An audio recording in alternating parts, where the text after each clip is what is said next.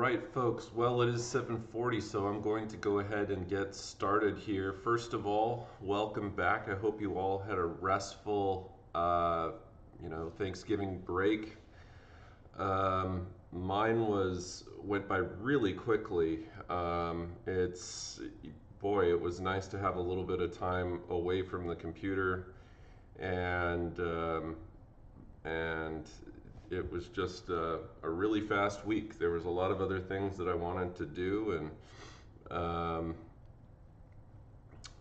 I got time for some of it, and some of it I did not get time for. But we're here in the home stretch for the first semester, so the last few weeks of school here basically will bring us right up to the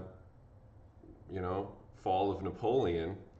Now, today's class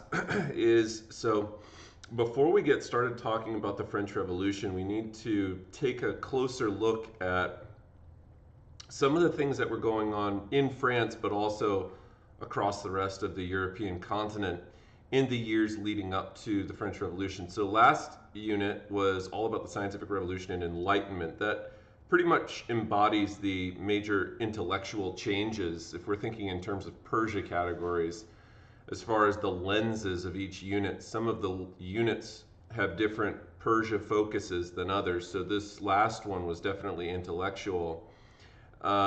This one's going to be a little bit more economic and social. We're going to be taking a look at chapter 18, which is kind of the prelude to the French Revolution, and talking about some changes, particularly changes in agriculture and society that had started to take hold in the 1700s.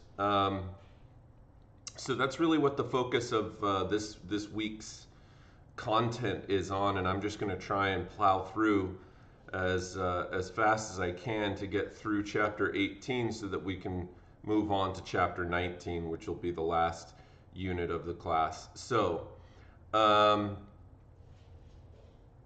let us go ahead and get started here. I'm going to swap over to my desktop so you guys can see. Let's move this over here and move this down here. Okay, so looking at expansion in the 18th century, we are still in the 18th century, aka the 1700s. And the first part of what we're going to be talking about in this unit here is known as the agricultural revolution. Now, if we're being technical, there's actually two agricultural revolutions, and this is the second one. The first agricultural revolution happens very, very early on in the history of humans, where humans moved from being nomadic and semi-nomadic to that kind of tribal to fully nomadic culture where they're moving around, to settling and having crops and stuff like that. That was the first agricultural revolution. Happened, probably about, 12,000 years ago or something like that. Long time ago. And the second agricultural revolution comes in the 1700s, maybe even a little bit before that. The reason that we need to talk about the second agricultural revolution is because the agricultural revolution of the 17th and 18th centuries serves as one of the major motivators or causes, eventually, of the Industrial Revolution. Both are very important, but the agricultural revolution paves the way for industry to follow in not too long of a time afterwards. So talking a little bit about the state of agriculture in Europe in the 1700s, pretty much the standard of living for peasants and artisans was about the same as it was in the Middle Ages. Remember that European society, going back to the Middle Ages, had been and remained very stratified. It was very difficult to move between the classes. If you were born a peasant, your likelihood of somehow dying something other than a peasant was very, very, very low. we did not think of class mobility as really very much a thing at that time because of the way that society was set up and the way that land use was determined. Being held by nobles and then having a bunch of landless peasants who live on the nobles' land, generation after generation after generation. Well, 80% of Europeans were farmers at this time, which is again another thing that's kind of almost in modern day times hard for us to wrap our heads around, because if you were to take a look at the modern day economies of Europe or the United States or Canada or Australia, really any westernized nation, even if you include other places, Japan and various other developed nations across the globe, the more developed a nation becomes, the less of the segment of the society works in agriculture. So here in the United States, I think I would guess somewhere in the area of about 2% of people in the United States are farmers, okay? Now, there's a lot of people who live in agricultural areas in the United States, all right, but only a handful of them are actually farmers. The vast majority of them are wage laborers of some sort or another, probably not working on farms, but in other types of jobs. But in this time, the vast majority of the population works in farming, and it's only recently that we've seen the global balance, and when I say global, I mean the entire planet, tilt towards more urban. There are now more people living in urban areas than in rural areas. And that's a pretty amazing historical milestone that happened within my own lifetime. When I was born, the majority of people globally still lived on farms. Somewhere around 2005, the global balance shifted so that the majority of people, over 50% globally, are now living in urban areas, which is a pretty interesting human development that is pretty recent. Low agricultural output during this time. So medieval farming and much of the farming that took place in the 15, 16, 1700s in Europe. Outside of Europe, in colonies, you have plantations, and they're engaging in more commercial style farming, where they have huge lands that are devoted to essentially a single cash crop, whether that be tobacco in North America, or sugar in the Caribbean, or rice in, say South Carolina or something like that. These plantations were oriented towards growing one massive single crop, but those were all in the colonies. If we're looking at farming that's taking place in Europe, for the most part, the farming that's taking place in Europe is still considered quite low agricultural output. They were using the old medieval open field system. And the open field system was a little confusing, but basically imagine a noble's lands being divided into several different kind of segments. And some of those segments of land would have been for communal farming. Some of those segments of land would have been for hunting. Some of those segments of land would have been for the noble, to farm. Not himself, but the noble's lands. And here's the thing is, at any given time, they're not using all of the land, because in the open field system, what ends up happening is that you need to, so farmlands, this is kind of an interesting thing. So if you don't know much about farming, and I suspect that you don't since you're growing up in a relatively suburban area and don't live on farms, is that, and Europeans knew this, which is that if you grow the same thing over and over and over and over and over again on the same plot of land, what's going to happen over time is the nutrients in the soil are going to be diminished. And this means that at each year that you're trying to grow the same crop on the same soil, you're going to get smaller and smaller crop yields because the crop keeps depleting more and more of the nutrients in the soil. Now, they didn't understand the science behind why that happens. Okay, there are scientific reasons behind nitrate and nitrite depletion and replenishment of the soil based on the crops that you grow on the soil from year to year. They didn't understand that yet, but they did understand that you can't just keep growing things on land over and over and over again, because the land will become unproductive. So what they had to do was they would leave vast segments of their territory, and they would call it laying the land fallow. Okay, laying the land fallow, meaning like this.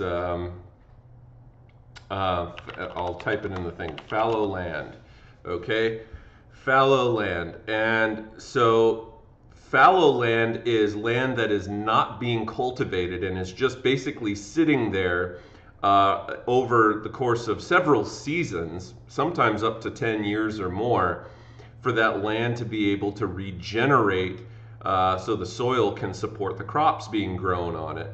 And so you can imagine, because you're leaving huge amounts of farming territory without anything growing on them, it's not a super efficient system.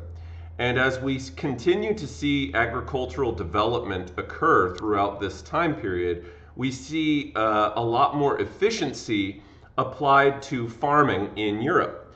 And you know, when we look at the state of farming prior to the agricultural revolution, they were using that open field system. There's a lot of land that's not cultivated. They had failed harvests that occurred once or twice a decade, which would result in famines, which is where people don't have enough food. Failed harvests were relatively regular occurrences. People tended to be quite malnourished and susceptible to illness, because it's pretty hard to scrape by on a living during this, during this time. The state of agriculture is very primitive, and science, it was essentially a branch of theology, and as of yet, at that time, had no application to agriculture. The open field system, common lands were open, and strips of land for agriculture in the early days of European agriculture were not divided by fences or hedges. Typically, the way that land was divided up was through natural features of the land. So maybe you had a little brook that came through your land, and your land would end where the brook was, or there would be a little line of shrubs or trees. They would use natural features of the land to determine where the boundaries of that land would be. As time goes on, what we are going to see is, during the agricultural revolution, particularly in England, but also to some extent in France, we see the development of what become known as enclosures, where Europeans, particularly English nobles, begin to build fences or hedges around the land to divide and parse the land out. Typically, these open fields were farmed as a community. Like I said, exhaustion of the soil was a very common problem, and up to half of the lands would lay fallow on any given year for the soil to recover, as I was mentioning. So here you can see kind of how the land would be divided up, and this is kind of a difficult image to read here because it's kind of low quality image, but you can see here the land being divided up here, and there would have been some lands that were common, some lands that were laid fallow, and as I said, dividing it up by natural features of the land. Streams over here, there was a meadow on the other side of this, which was the clearing, and then over here you probably had some other geographical feature that would have divided the land up. Villages maintained open meadows for hay and natural pasture. Peasants were often taxed very, very, very heavily. Even though they're at the bottom of the social order, peasants are taxed heavily, which is not all that dissimilar from our modern day system. We do have a graduated tax system here in the United States, which means that people of lower incomes tend to pay a lower proportion of their income towards taxes. However, in terms of their quality of living, even paying a smaller percent in taxes people of the middle and working class in the United States tend to feel their tax hit a lot more out of their pocketbooks than does a person who is making millions or hundreds of millions of dollars a year, even though they are technically paying a lot more in taxes in terms of their day-to-day life. The amount that they feel the tax hit is probably quite a bit less than somebody who's living on maybe 50 or 60,000 a year in California, at least. So generally speaking, in peasants in Eastern Europe also were far worse off because serfdom still existed in Eastern Europe, whereas it had been dying out in Western Europe. In the 18th century, England, the Netherlands, and France, though, started to become leaders for increased agriculture, industry, and trade, and this resulted in significant population growth during the time. So one of the features of the of the agricultural revolution that you're going to want to remember is that it's characterized by significant population growth. And the population growth is twofold. The population in some sense grows because the agriculture is developing, meaning that people have better diets, okay? But then two, it kind of feeds itself, because as the population continues to grow, you also have more and more people who are looking for work, and that labor ends up being a significant aspect of the transition into an industrial style economy in the 1800s, just a century later. So that population growth contributes to further economic growth in the long run, because those laborers are going to be contributing to the economy. And the population growth allows for nations to industrialize more rapidly during this era. Features of the agricultural revolution: you have increased food production. Because you have increased food production, what that's going to result in is better diets and also better animal yields. So the amount of, they weren't typically using cotton in the 1700s. The main type of clothing that was used in the 1700s, or fabric that was used in the 1700s, was wool. And so as sheep start to be bred on the land, they are extracting more animal produce from the animals. That could be dairy in the form of milk and cheese, that could be wool, it could be various other products. New methods of cultivation were being used. Crops were now grown on reclaimed wastelands and uncultivated common lands. One of the things that starts to happen during this time is that they come up with new methods of draining marshy wetlands, like swampy lands. And England and the Netherlands in particular had a lot of low-laying lands that were very marshy and swampy, too wet to grow anything on. But as they start to, during the agricultural revolution, develop new drainage and irrigation systems, they are able to reclaim lands that had been for centuries uncultivatable. And they begin to use these lands for farming purposes. And so this is another thing that, previously, before these methods of drainage were invented, particularly by the Dutch, and the English stole these technologies in the late 1600s at the end of the Dutch Golden Age. Before that, there had been no new lands discovered in Europe for a long time. All of the lands had already been discovered, and those that you could grow stuff on were already claimed, and those that you could not grow stuff on were useless. And they begin to essentially acquire, if you will, more land, because their drainage techniques allow for them to use more of the land that had previously not been able to be used for farming purposes. Also, they begin to practice things like selective breeding. So they take the fattest sheep, they breed them with the other fattest sheep, and those fat sheep produce fat baby sheep. And the sheep grow in size significantly in the course of just 70 or 80 years as a direct result of human interference in selectively breeding certain sheep together that had desirable traits. And we did this with all sorts of different animals going back to the start of time. It was not a new thing per se, but it was new in terms of applying it to livestock and really deliberately breeding animals together that will have the highest chances of offspring being very large, healthy, robust, and productive animals as well.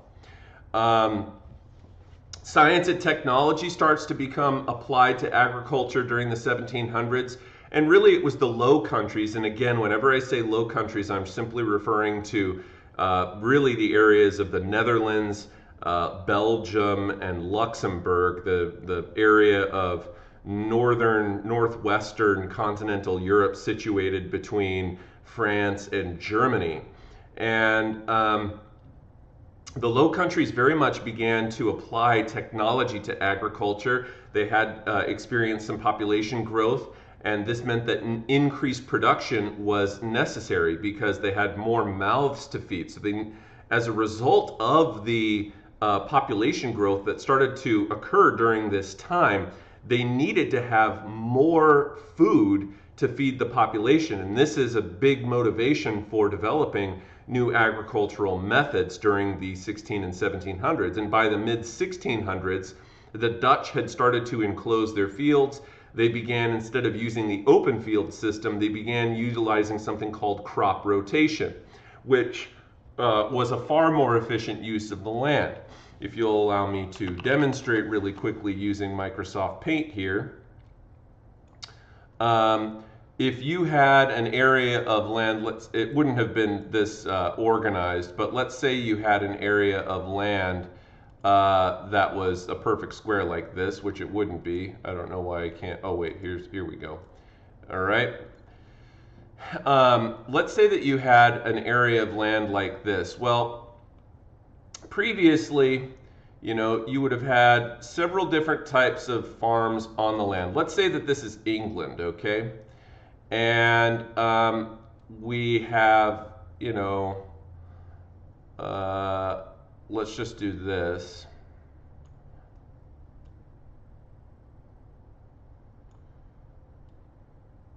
We'll make some lines here.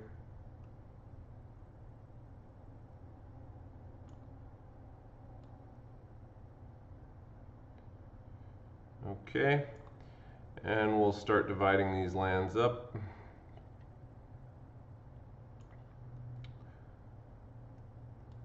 Okay, now as I said, it would not have been this neat and organized because they didn't start doing this kind of square land ordinance until really like the Americans started doing it in the late 1700s. But let's just go with this for right now. You know, in the olden days, if let's say these were your noble lands over here in England, all right, and we'll do the noble lands in blue. Let's do this. Noble lands there. And let's say that you had a whole bunch of other lands here. Okay, we'll just do these in separate colors. And then, you know, this guy here, this guy here, this guy here, go here.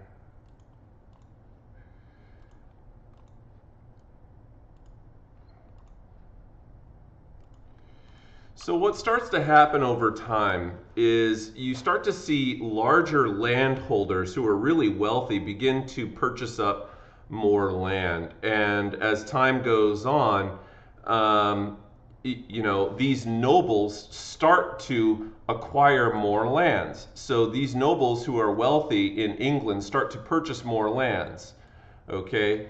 And as they start to purchase more land, they begin building fences around that land. And this is how the enclosure movement sets up. So they'll start, building rows of hedges or fences around their land.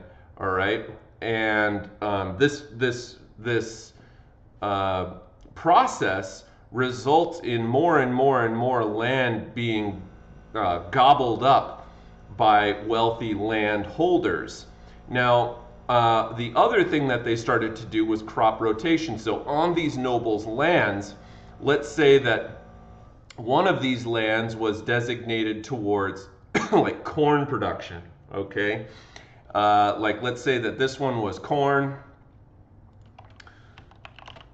okay, and then this one was, turnips. Let's say that this one was beans. Let's say this one was wheat, okay, or whatever. What they start to do is they start to rotate.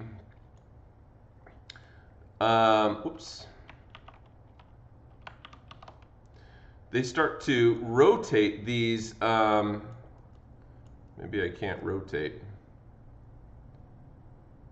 Oh, I guess I gotta pick this one. Rotate these crops, okay, year after year.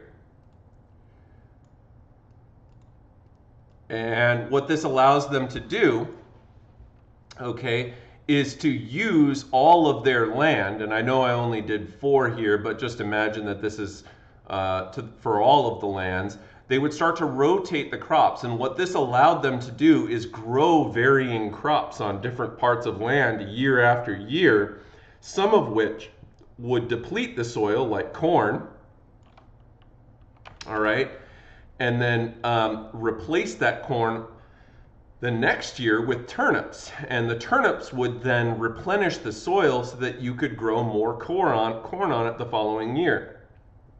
So this crop rotation becomes a very useful way of utilizing all of the land rather than having to lay the land fallow as they had been for centuries beforehand. They're now using more and more and more of the land and cultivating that land and rotating the crops on that land so that you can use not only more of your land, but use it year in, year out, generation after generation, as you continue to rotate those crops so that your soil remains full of nutrients. So that's kind of some of the processes that they begin to use. They also start to use fertilizer and plant a wider variety of crops. And that too is very important for the population growth side of things, because people's diets were becoming more varied. And so you have more nutrients, more vitamins, and other things that you're gaining from your food, fiber and other things like that. And so people's diets were better and they were living longer. So the death rate starts to, well, at least the birth rate is taking off. The death rate remains, somewhat high comparative to modern times. You still had issues with things like infanticide, where babies would die, from all sorts of different, types of illnesses and other things like that. It was still kind of a precarious, life in your early years, because kids just tend to get sick as their immune systems develop. And it would be very easy in a day prior to having things like vaccines and inoculations to come down with something like smallpox and not be able to make it, or any number of other illnesses that Europeans faced during this time. However, as their diets got better, we do see the birth rate take off significantly, and the death rates do start to diminish a little bit, so people live a bit longer. And that change is only periodically interfered with during the early years of industrialization in urban areas where the life expectancy drops significantly. But overall, the life expectancy during the agricultural revolution actually significantly extends for Europe, or Europeans, because their diets are so much better. They're living a lot longer. And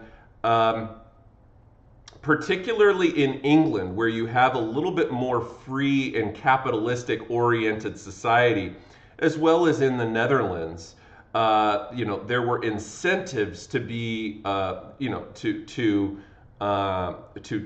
be participating in the development and growth of agriculture during this time. Drainage was a big part of that. Much of Holland, which is just the largest province of the Dutch Republic, had been marshlands or undersea waters, and the Dutch became the world leaders in reclaiming wetlands through drainage. And one of the main guys who came up with this technology was Cornelius Vermeulen, and he was one of the most famous Dutch engineers in drainage.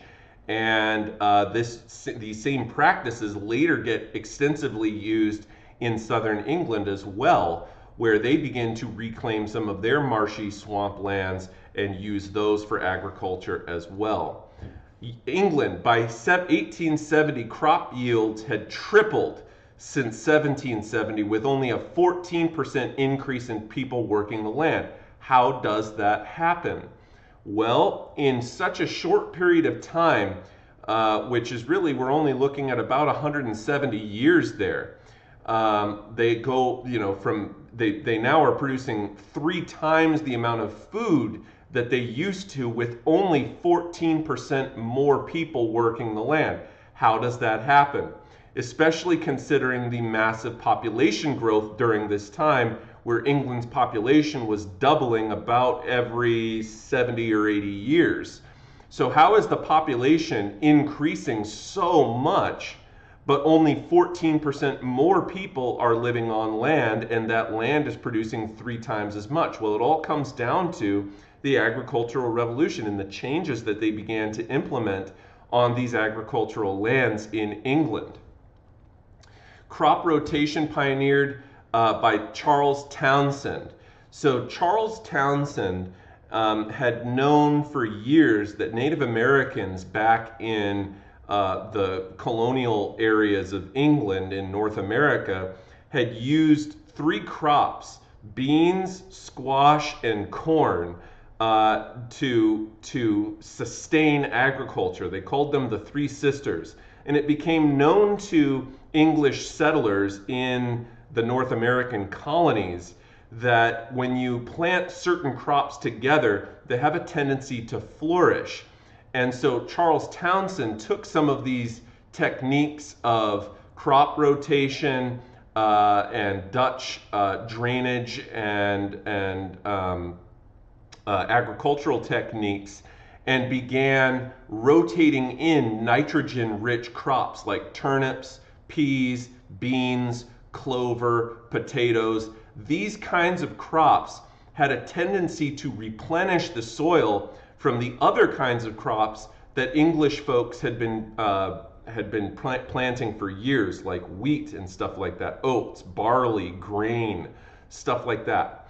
And they began to grow these other types of crops to replenish the nutrients in the soil. During this era as well, they are draining all of these lands in Europe to reclaim those lands and turn them into farmlands. And this enriched soil provided food for livestock. And that was really one of the major aspects of the agricultural revolution in England, is that they are not only growing this food for human consumption, they are also growing food for animal consumption, and in particular sheep. So one of the main reasons that England, as opposed to France, goes through this agricultural revolution rather rapidly has to do with England's political situation. England had been a constitutional monarchy going back to the mid-1600s during the English Civil War. As a result of this, the English system of agriculture and the way that nobility functioned in England was different than how it functioned in France, which was absolutist in nature. So that's why we learn about absolutism first, not only because it happens first, but because learning about absolutism versus constitutionalism, as we did in Unit 4, helps you to understand why the agricultural revolution takes place a little bit differently in England than it does in France. We do see some of the same characteristics. The French do have a limited enclosure movement, and the French also do start to incorporate some of these techniques like crop rotation and stuff like that. But because France was an absolutist monarchy, and in particular because Louis XIV had begun selling offices of nobles of the robe to those who could afford it, we saw the noble class of France grow significantly. And the French noble class was relatively large comparative to England, whose nobles class was quite limited. It was a very aristocratic, selective group of people. They had, in fact, England had one of the more limited aristocracy portions of the population anywhere in Europe, comprising only about 1 to 2% of the population of England, whereas in France it was closer to about 3 to 4% of the population. So you really had quite a few more nobles in France than you did in England. Another difference between England and France is that if you became a noble of the robe in France, you were no longer able to practice commercial agriculture. There were rules in France that basically said that as a noble, because of the economic situation in France, being that the peasants were taxed so heavily, it made it so that the French government became very reliant on the peasant population. And in case you're not putting two and two together here, let me deliberately say that this is going to be one of the factors that leads to the French Revolution. So in England, if you were a noble, they had a selective noble population in England. And the nobles in England were also the ones that were serving in Parliament. And this is significant. Now, in France, you did have certain limited parliamentary bodies, but remember, it's absolutist in nature. And so throughout the 16 and 1700s in France, nobles comparatively see their power decline, and nobles in England comparatively see their power increase. This is significant because as nobles' powers in England increased, this allowed them to do certain things, pass certain laws in Parliament that gave them the ability to practice commercial style farming on their inherited lands. And the English nobles had more capitalistic freedom with their lands than the French did. If you were a French noble and you wanted to be making a considerable profit from your lands, you would have had to derogate your noble title, which means give up your noble title. And no one in France was going to do that because the benefits of being a noble in France were that you did not pay taxes. And it wasn't just you, it was your entire family and generation after generation that didn't pay taxes. The reason that people wouldn't have been willing to derogate their title to practice commercial agriculture in France is because the benefits you gain from not paying taxes and the types of influence that you may have on the king living in Versailles as a noble of the robe were more important than making money off of your land. And so you already were benefiting from the status of your position as a noble so much that that it would have been unlikely and downright foolish for a person to give up their noble title in France so that they could practice commercial style agriculture with their noble lands. So that keeps French nobles in their position as nobles, but it also keeps the French population tirelessly, and punishingly overtaxed.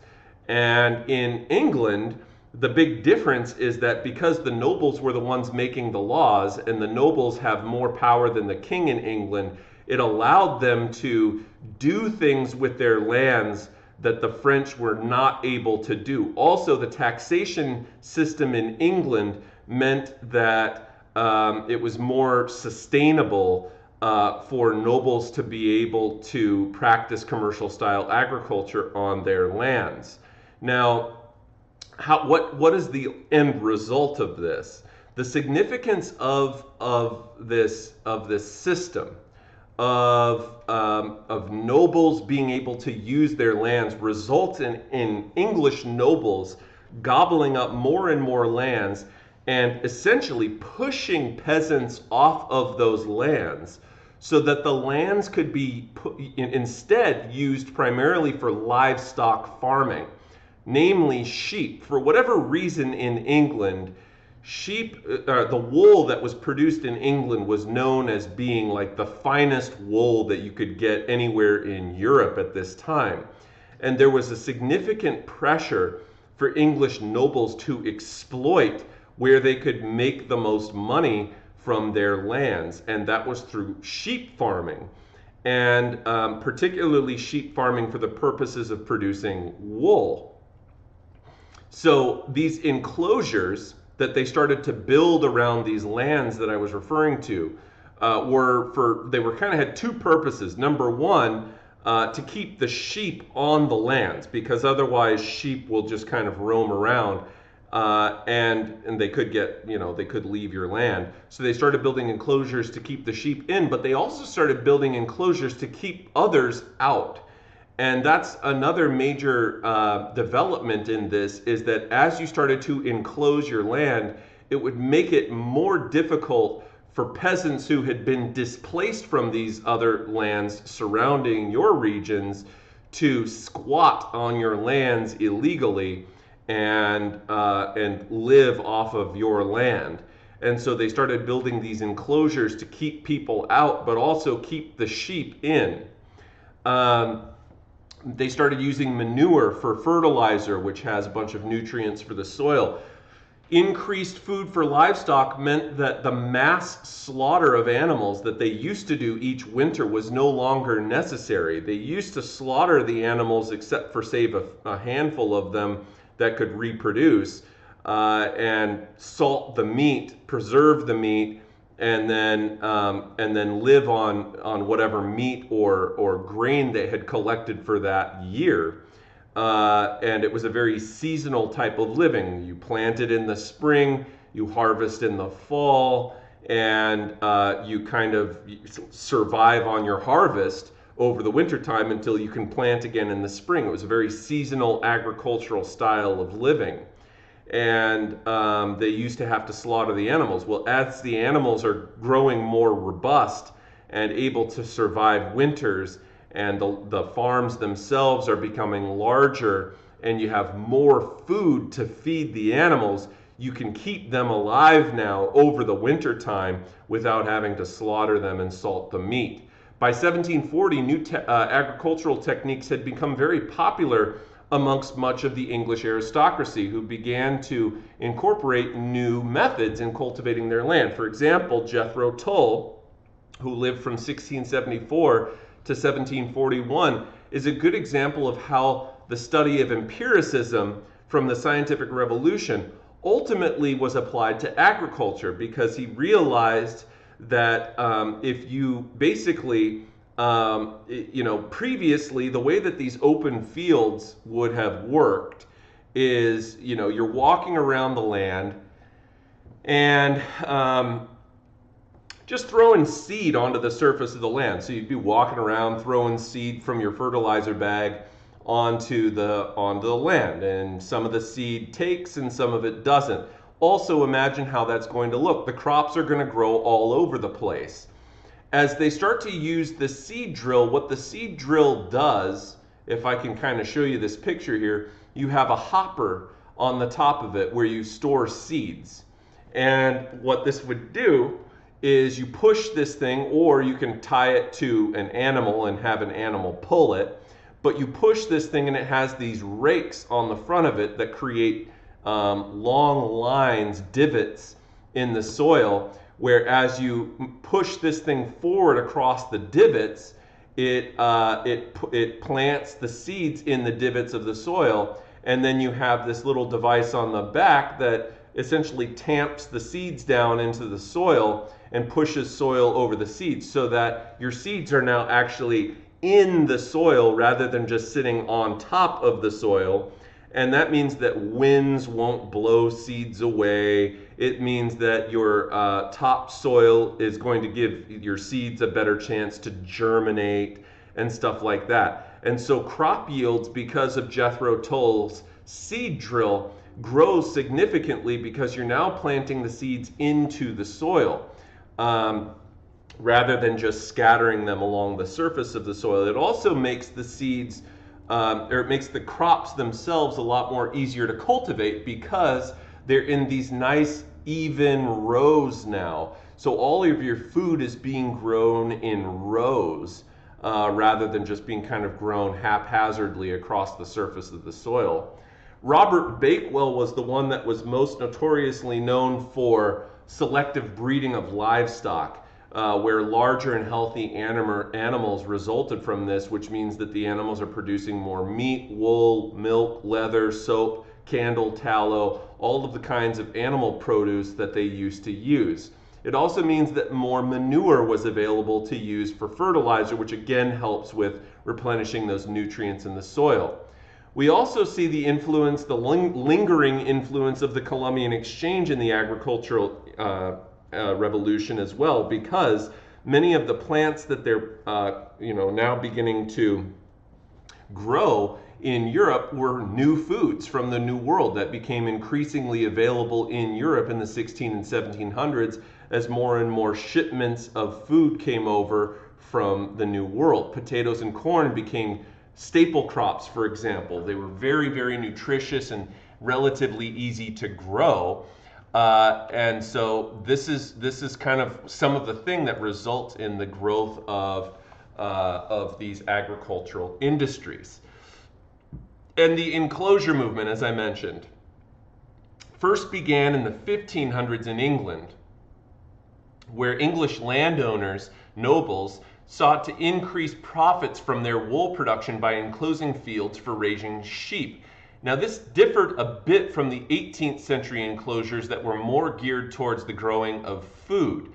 But nonetheless, the growing of sheep is really what ends up kicking off a number of changes in the European economy that allows for the population to grow significantly and for the landscape to change, where labor was now going to be utilized on in a new way, where you have this growing population, but you have less of a need of these workers working on the farmlands and more of a need for workers in urban areas who are doing other kinds of jobs the closer that we get to the Industrial Revolution, which we're not quite to yet, but we're moving towards throughout this unit.